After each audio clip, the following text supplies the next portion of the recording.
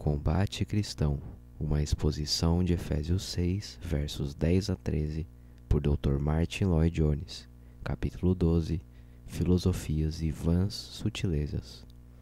No princípio, a vida cristã é essencialmente simples, mas assim que adentramos, começamos a ver que existem complexidades, não por causa da vida cristã propriamente dita, porém por causa daquilo que estamos considerando nestes versículos. Há uma simplicidade essencial em Cristo, como o apóstolo Paulo lembra aos crentes de Corinto, em 2 Coríntios 11, 3.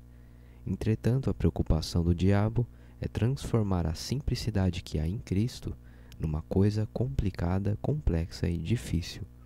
Por isso o apóstolo nos adverte aqui, com estas palavras solenes e comoventes, a estarmos sempre em guarda e, acima de tudo, a que compreendamos algo do caráter e da qualidade deste poderosíssimo adversário que se levanta contra nós.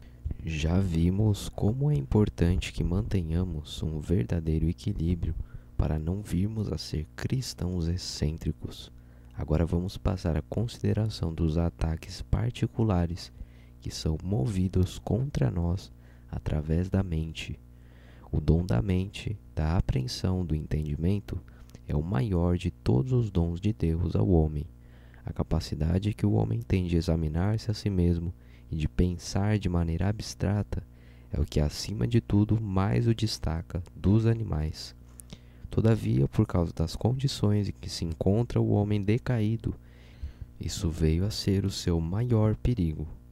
Em razão disso, o diabo sempre tem sido particularmente ativo em suas investidas contra a humanidade pela rota da mente, do intelecto e do entendimento, e as Escrituras contêm muito ensino com relação a este assunto em particular. Posteriormente, trataremos dos seus ataques mais diretos aos sentimentos e à vontade. Obviamente, neste primeiro grupo, trataremos em particular das pessoas inteligentes. Quanto mais inteligentes as pessoas forem, mais expostas estarão aos ataques que estamos para considerar. Vamos tratar aqui dos homens e mulheres que são ávidos para aprender e conhecer a verdade. Existem os que não querem aprender, que não se interessam pela obtenção de conhecimentos, que dizem que são práticos e nada mais.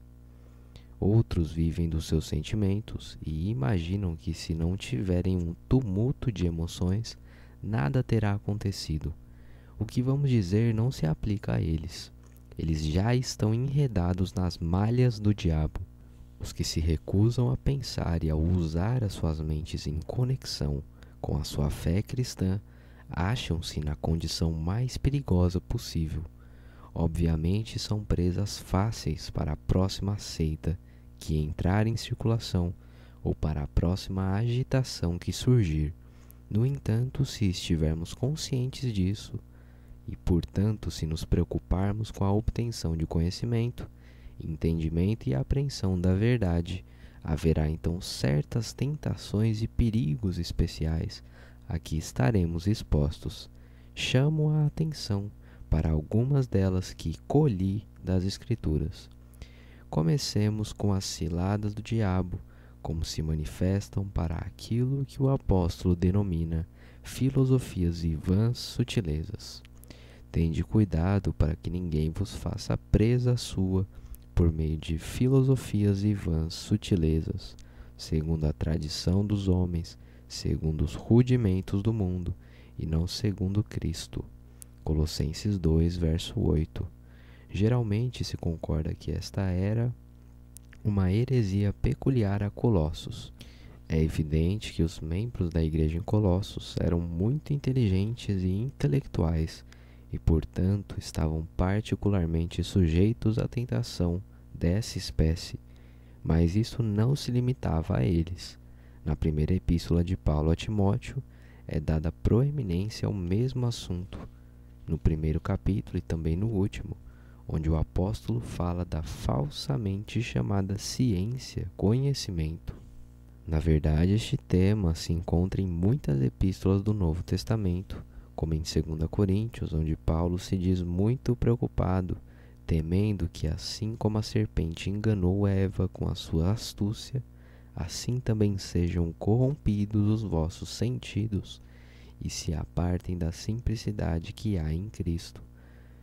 Capítulo 11, verso 3. ênfase ao intelecto era característica da mentalidade grega. Os gregos eram um povo altamente capaz e inteligente. O apóstolo não teve que escrever dessa maneira aos Gálatas. Estes eram um povo muito mais primitivo, um povo que vivia muito mais por suas emoções e sentimentos. Assim, ele não precisou escrever-lhes sobre este perigo intelectual, porém a estes outros sim. É sumamente interessante rastrear este perigo nas diversas epístolas. Aqui então estava um perigo que já tinha aparecido nos primeiros dias da igreja cristã, e me arrisco a opinar que de todos os perigos, talvez este seja o maior neste presente momento da vida da igreja cristã. Fora de toda dúvida, em última análise, o maior inimigo isolado da fé cristã e da verdade cristã é a filosofia. É assim porque a filosofia implica uma confiança final na razão humana, no poder da mente humana, na capacidade humana de chegar à verdade, de compreendê-la e de abarcá-la. O problema básico é sempre o problema da autoridade. Qual é a autoridade final com relação à verdade? Isso é absolutamente fundamental. Conforme o ensino da Bíblia, do princípio ao fim, a nossa autoridade suprema é a revelação de Deus. Aqui está o grande divisor de águas que determina a posição geral do homem nestas questões. Ou confiamos inteira e exclusivamente na revelação que aprove a Deus dar-nos por sua graça, ou então confiamos de modo final em nossa própria capacidade, em nosso próprio conhecimento, em nosso próprio entendimento. É precisamente neste ponto que as ciladas do diabo se mostram tão enganadoras.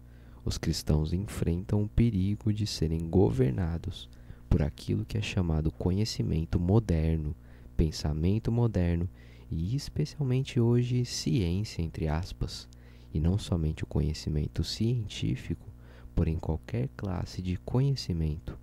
Os gregos representavam isto acima de todas as outras nações. Eles ficaram famosos por seus filósofos que viveram e ensinaram antes da vinda do Senhor Jesus Cristo a este mundo. Platão, Sócrates, Aristóteles e os demais. Eles representaram o grande e florescente período da mente e do intelecto humanos e procuraram entender o sentido da vida e do universo. Eles tinham a sensação de que havia um poder por trás de tudo. Criam em vários deuses e tentavam agradar e aplacar estes deuses. Foi em Atenas, o maior centro da cultura grega, que o apóstolo encontrou um altar com a seguinte inscrição: ao Deus desconhecido. Eles tentavam encontrar esse Deus pelos processos da razão, do pensamento e da meditação. Isto é essencialmente pela filosofia. A Bíblia, porém, começa com a suposição de que o homem, por ser decaído, pecador e finito, nunca pode chegar a esse conhecimento. Esse é o primeiro postulado da mensagem cristã. O mundo não conheceu a Deus pela sua sabedoria. 1 Coríntios 1, 21. Em sua melhor e mais alta condição, no florescente período da filosofia grega, falhou. Mas foi quando o mundo não conheceu a Deus pela sua sabedoria que aprouve a Deus salvar os crentes pela loucura da pregação ou pela loucura daquilo que foi pregado. Há, pois, uma distinção absoluta. O Evangelho começa sobre esta base, que somos completamente impotentes nessa questão de conhecer a Deus, que somos incapazes de chegar à verdade, porém que a Deus, em sua infinita bondade, agradou revelá-la, e que tudo o que nos cabe fazer é, para empregar as palavras do Senhor, fazer-nos como meninos, entre aspas. Se não vos converterdes e não vos fizerdes como meninos, de modo algum entrareis no reino dos céus. Mateus 18, 3.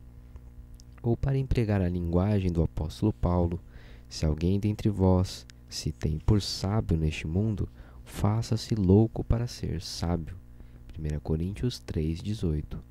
Noutras palavras, se alguém quiser ser sábio neste sentido culminante, tem que deixar de ser filósofo. O filósofo é o sábio, entre aspas. Assim, se alguém quiser ser realmente sábio, diz o apóstolo, faça-se louco para ser sábio. Fazer-se louco, entre aspas, significa que você diz: muito bem, admito que não posso fazê-lo, que a minha mente é insuficiente, que o conhecimento moderno não me ajuda. Estou absolutamente dependente da revelação dada por Deus. Atingir esse ponto é chegar ao princípio do cristianismo. Mas, alguém dirá, isso é obscurantismo, é cometer suicídio intelectual. Nada disso. Significa que o homem, usando a sua razão, chega inevitavelmente à conclusão de que a sua razão não é suficiente.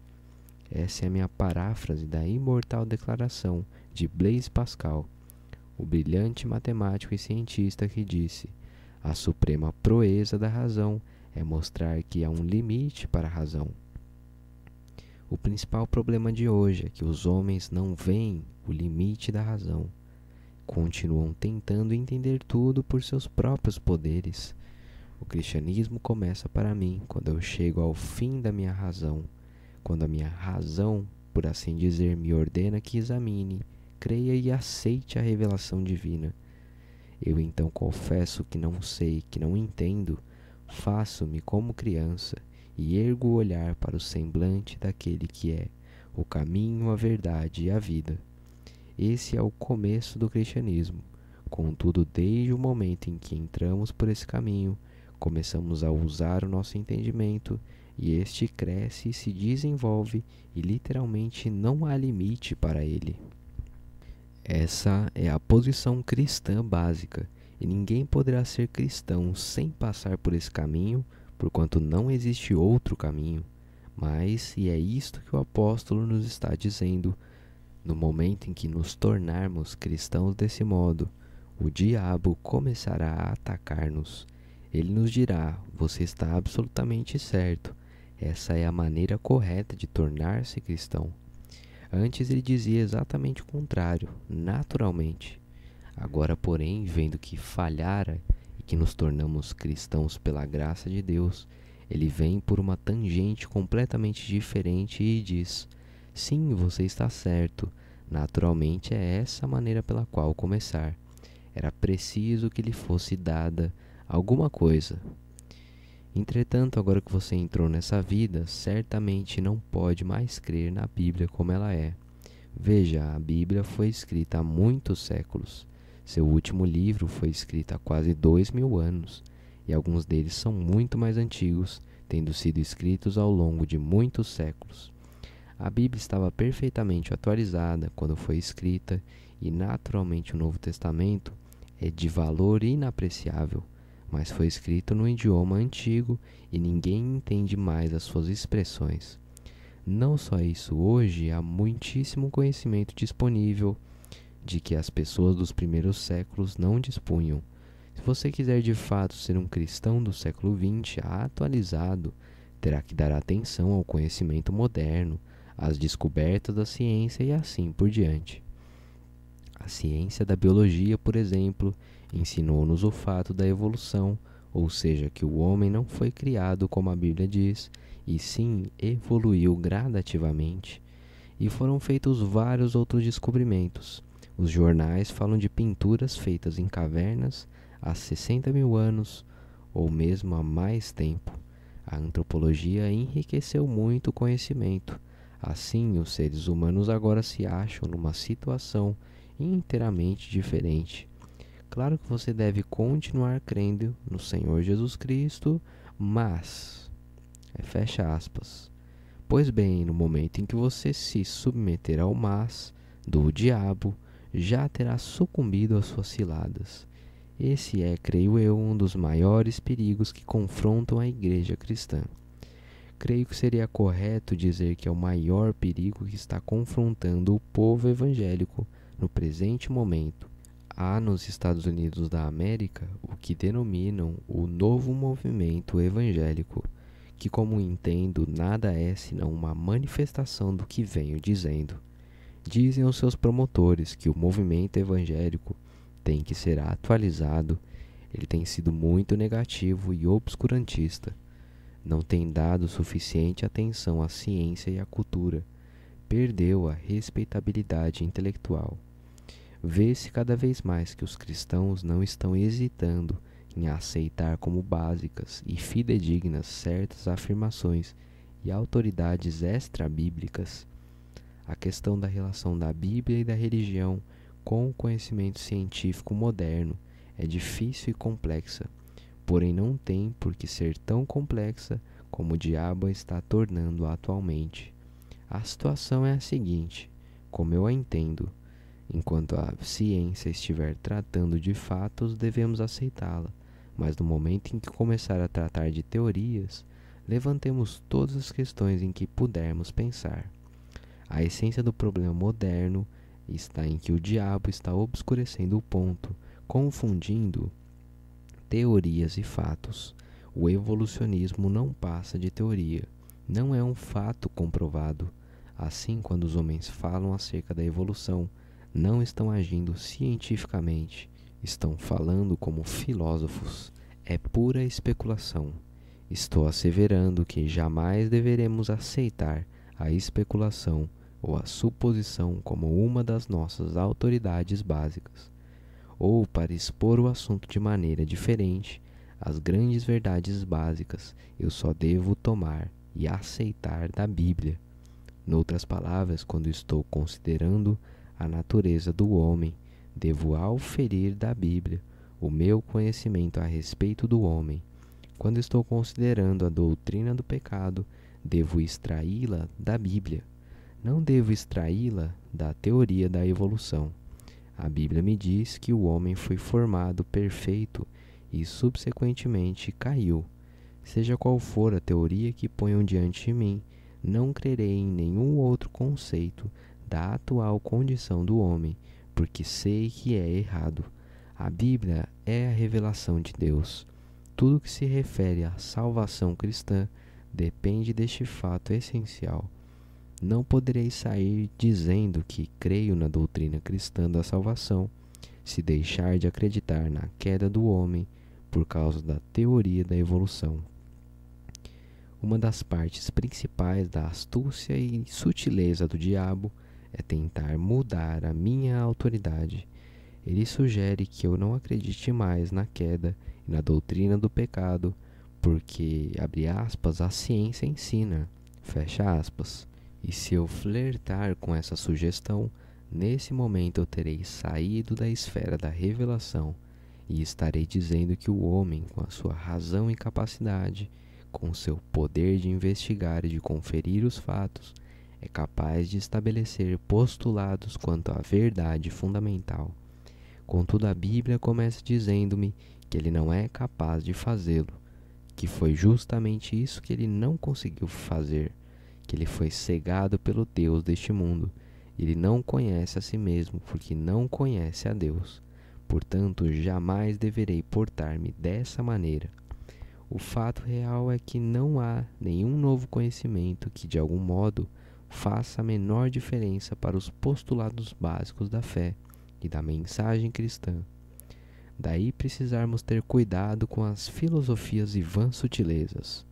Diz-nos o apóstolo Paulo no capítulo 1 da sua primeira epístola aos Coríntios que ele prega a cruz de Cristo, conquanto não em sabedoria de palavras, para que a cruz de Cristo não se faça vã. Versículo 17. O homem pode começar pela fé na cruz de Cristo, todavia se ele se iniciar na filosofia e for influenciado por ela, acabará dizendo alguma coisa diferente, e assim fará da cruz de Cristo uma coisa vã. Acabará em algo inteiramente e radicalmente diverso da sua crença e posição original. As epístolas do Novo Testamento tiveram que ser escritas por causa dessa possibilidade. Alguns daqueles espertos filósofos estavam dizendo: é muito bom e certo ser cristão, mas se você quiser realmente compreender a verdade, Não a tome nos termos de Paulo, em sua crueza, falando materialisticamente como ele fala sobre o sangue de Cristo e sobre a justiça e a retidão de Deus. A cruz é uma coisa muito bonita, se você a vê como deve ser vista. E assim eles fizeram evaporar-se a glória da cruz, esfumaçando-se em algum belo pensamento filosófico. Por essa razão o apóstolo dá a isso o nome de filosofias e vãs sutilezas. Podemos resumir tudo isso dizendo que não devemos basear a ideia que defendemos ou a posição em que estamos no que envolva o nosso relacionamento com Deus, em nada que não seja a revelação dada na Bíblia. No momento em que aceitarmos alguma autoridade extra-bíblica, já teremos sucumbido às astutas ciladas do diabo. Sejamos cautelosos, sejamos cuidadosos. O diabo chega e diz: você quer de fato que as pessoas ouçam a sua mensagem? Se quer, deve começar conscientizando-se de que está pregando em pleno século XX e não no século I. Se você acha que as pessoas modernas, instruídas, esclarecidas vão crer nesse velho e simples evangelho, como foi pregado pelo Senhor Jesus Cristo e por Paulo, está cometendo um engano terrível. Elas não lhe darão ouvidos e vão ridicularizar a sua mensagem. Portanto, continua ele, você deve apresentar o evangelho de modo que eles possam aceitá-lo. Você não deve ferir as suas suscetibilidades. Não deve fazer da sua mensagem uma ofensa ao seu conhecimento e ao seu entendimento intelectual. Isso eu garanto vem do próprio diabo. Se realmente cremos na mensagem da Bíblia, temos que dizer: esta é a verdade de Deus. Ela é e sempre foi ofensiva ao homem natural. Foi ofensiva aos homens do tempo de Paulo. Os filósofos gregos, quando ouviram Paulo, disseram que ele era louco, um tagarela. Sua mensagem era loucura para eles. Ora, o homem natural não compreende as coisas do Espírito de Deus, porque lhe parecem loucura, e não pode entendê-las, porque elas se discernem espiritualmente. 1 Coríntios 2,14. Já naquele tempo diziam que era loucura. Os homens sempre dirão que é loucura. No entanto, digam o que disserem. O que me compete é pregar a verdade de Deus, e o Espírito Santo honrará essa verdade. Ela pode convencer até os intelectuais. Já o fez e continuará fazendo. No momento em que eu começar a empregar palavras persuasivas ou sedutoras, segundo a tradução King James de sabedoria humana, 1 Coríntios 2,4, a apresentar o meu moderno conhecimento humano e a basear parte da minha posição nas descobertas modernas, já terei abandonado a posição verdadeira e minha única autoridade real. Não haverá dificuldade quanto a isto no momento em que você saiba alguma coisa da ciência e suas especulações e observe o modo como ela está sempre mudando. Atualmente temos 2 cientistas em Cambridge brigando entre si sobre a origem da vida. Isso é excelente. Mostra justamente como é enganoso basear a nossa posição na ciência, entre aspas.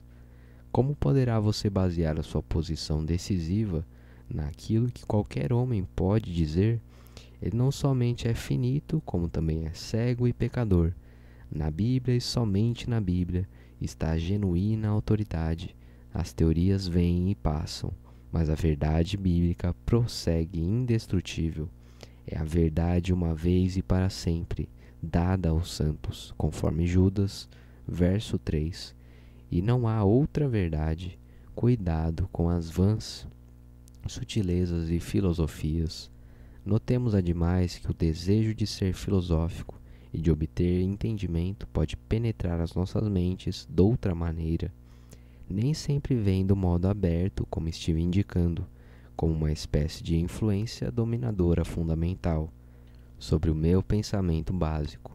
Porém, às vezes, e este é um meio muito mais comum, como um desejo de compreender tudo que está ligado à revelação divina.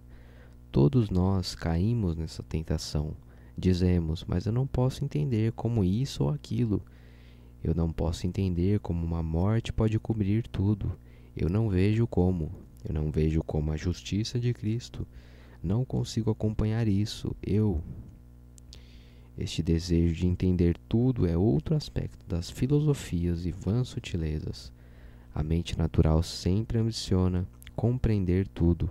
O filósofo é o tipo de pessoa que tem a pretensão de poder compreender, abarcar toda a verdade, e invariavelmente quer ter um sistema que cubra todas as coisas.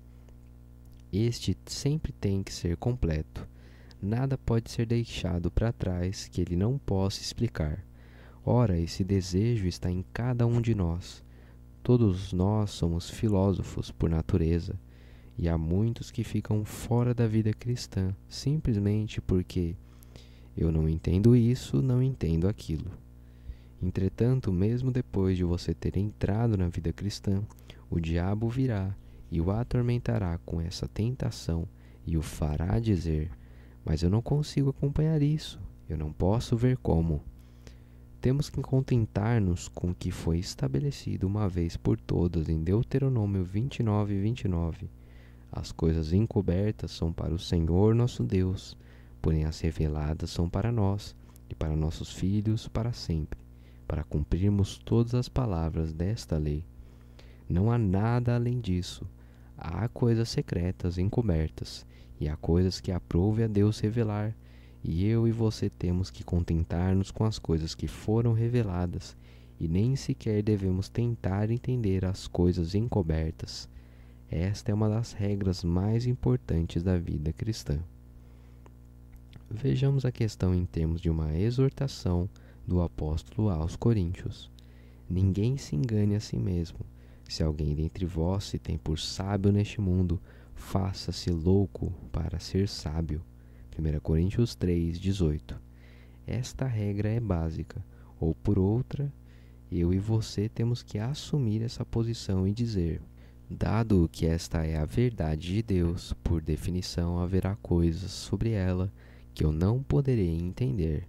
O próprio Paulo recua e exclama: grande é o mistério da piedade, aquele que se manifestou em carne. Deus se manifestou em carne.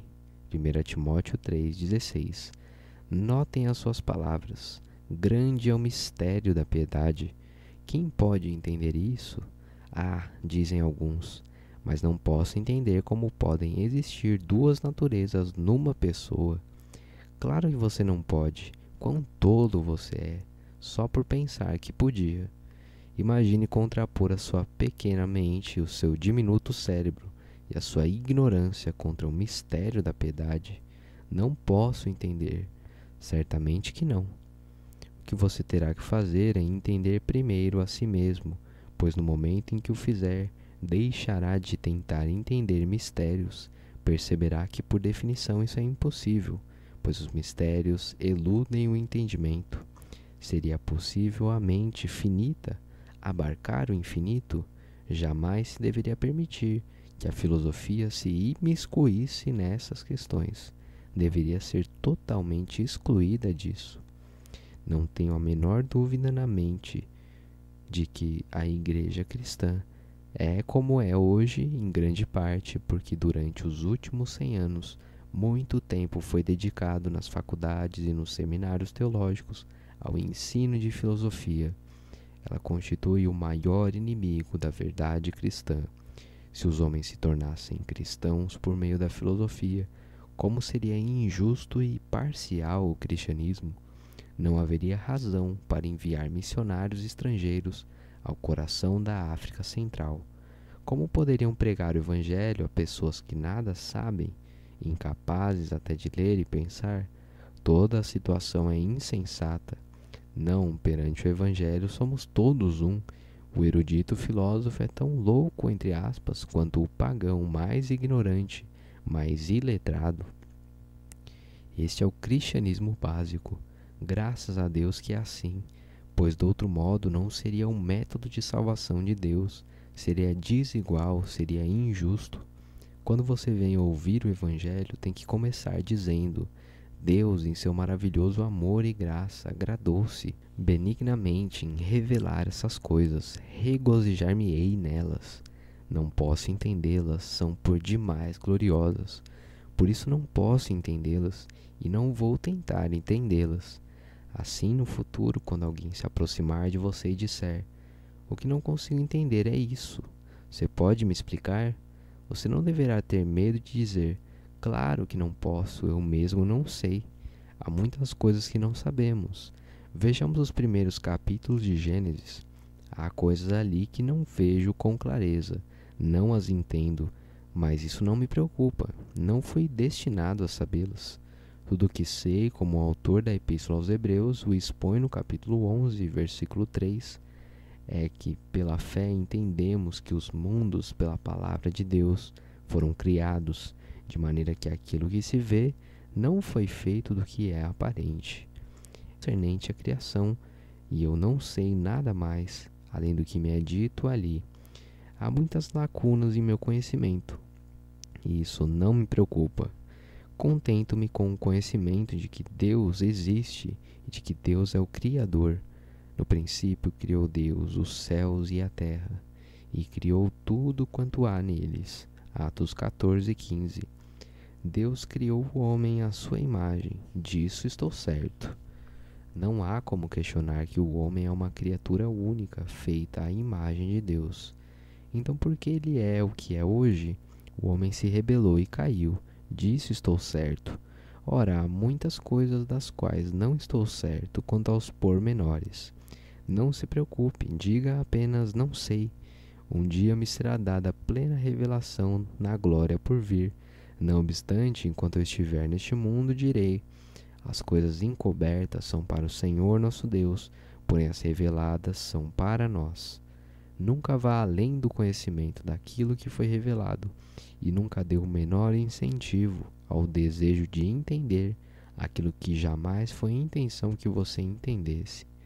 Vejamos de novo a pergunta: como podem existir duas naturezas numa pessoa?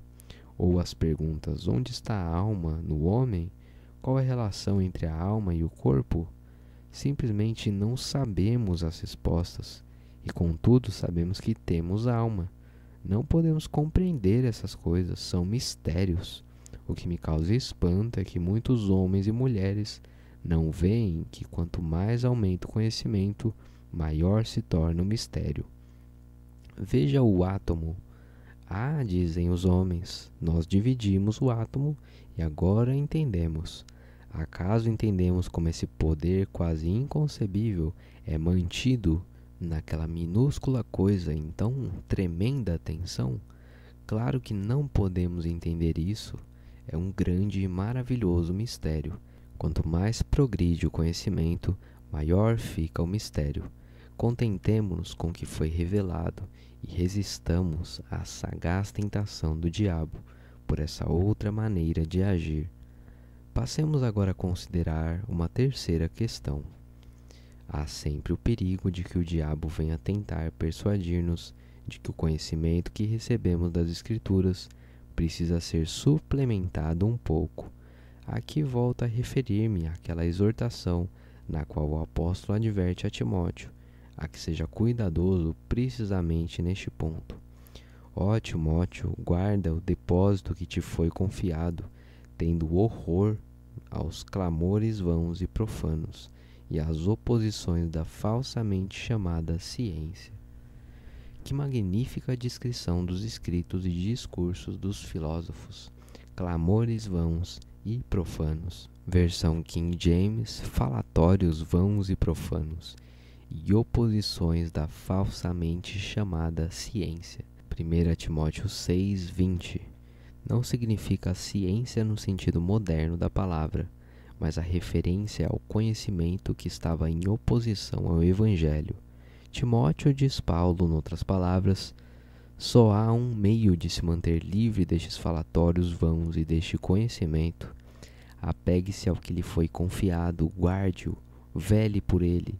Nunca olhe para coisas alheias a esse depósito. Fique aí firme e rijo.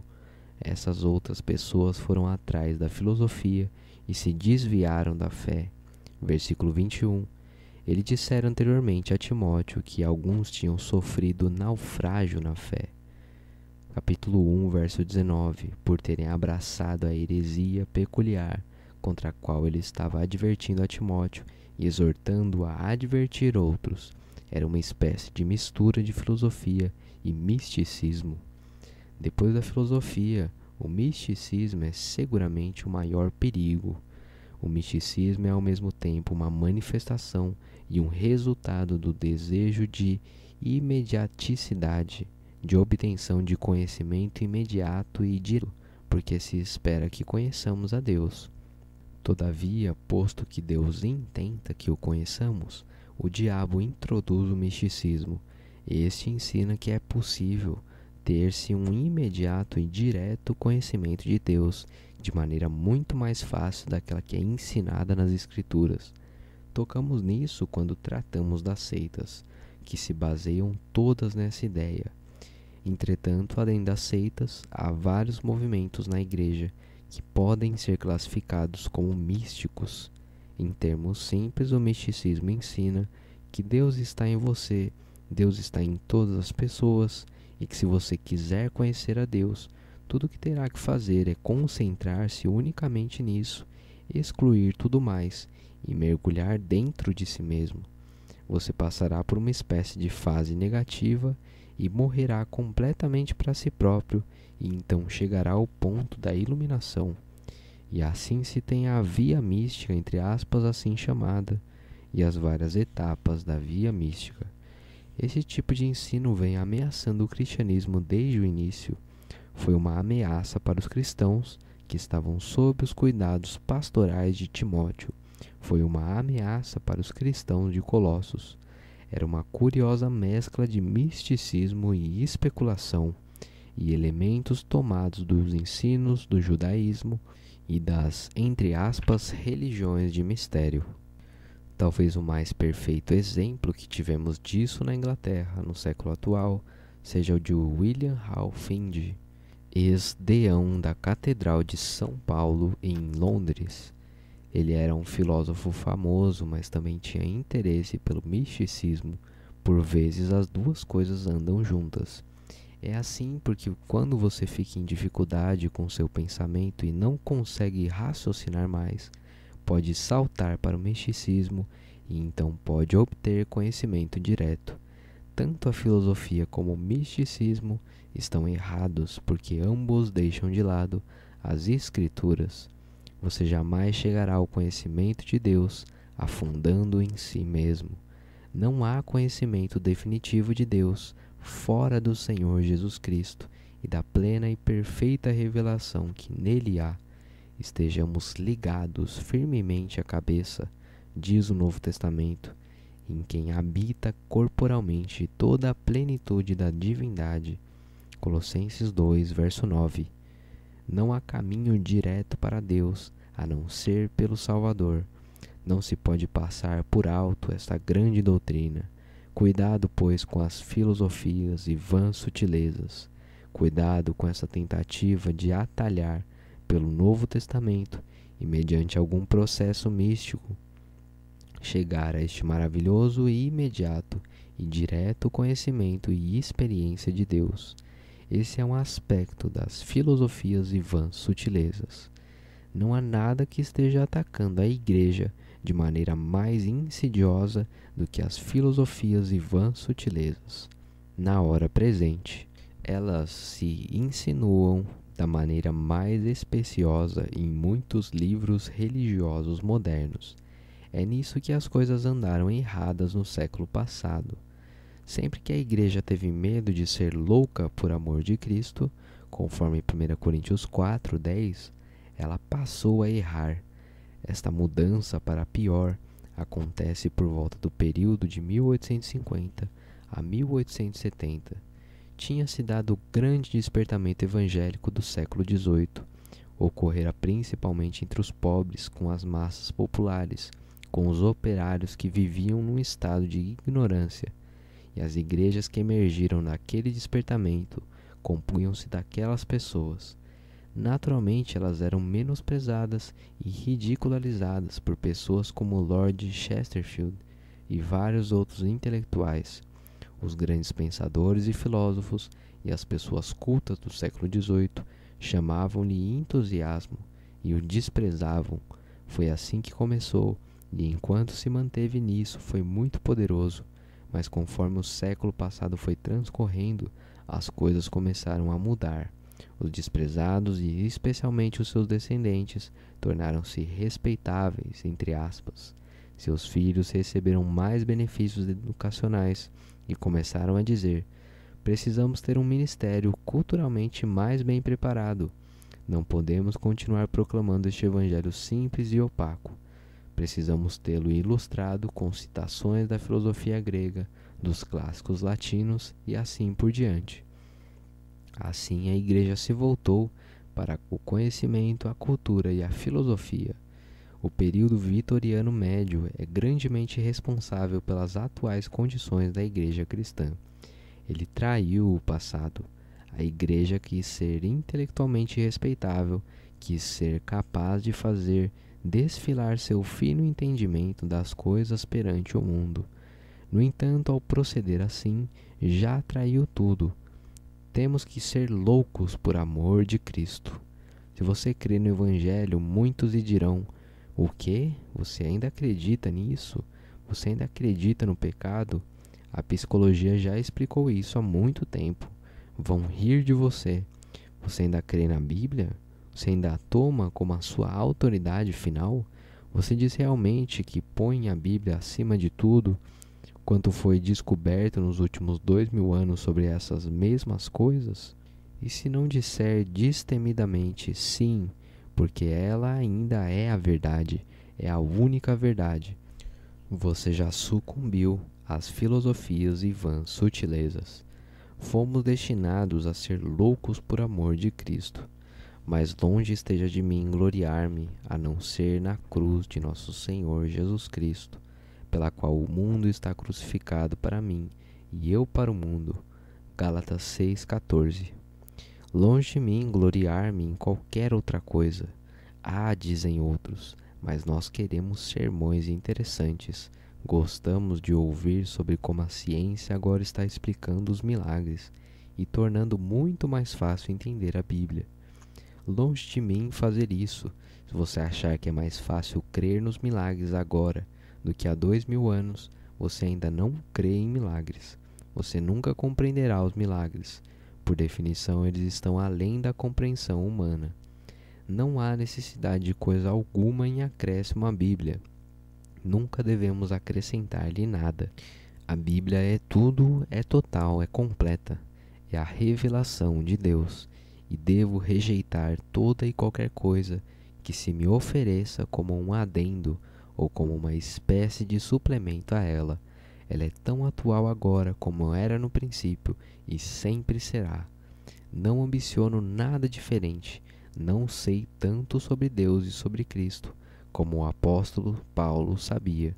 Tampouco sabem os filósofos modernos. Portanto, proponho-me a continuar ouvindo Paulo e não os filósofos. Rejeitemos todas as outras coisas. Tudo o que Paulo ensinou lhe fora dado. Era uma revelação que ele tinha recebido e nós estamos inteiramente dependentes disso. Assim, devemos fechar os nossos olhos para toda forma de filosofias e vãs sutilezas. Essa é uma das maneiras de revestir-nos de toda a armadura de Deus. É apenas uma das maneiras de termos os nossos lombos cingidos com a verdade, conforme Efésios 6,14. Queira Deus dar-nos sabedoria para cingir-nos com a verdade, para podermos estar firmes contra as astutas ciladas do diabo.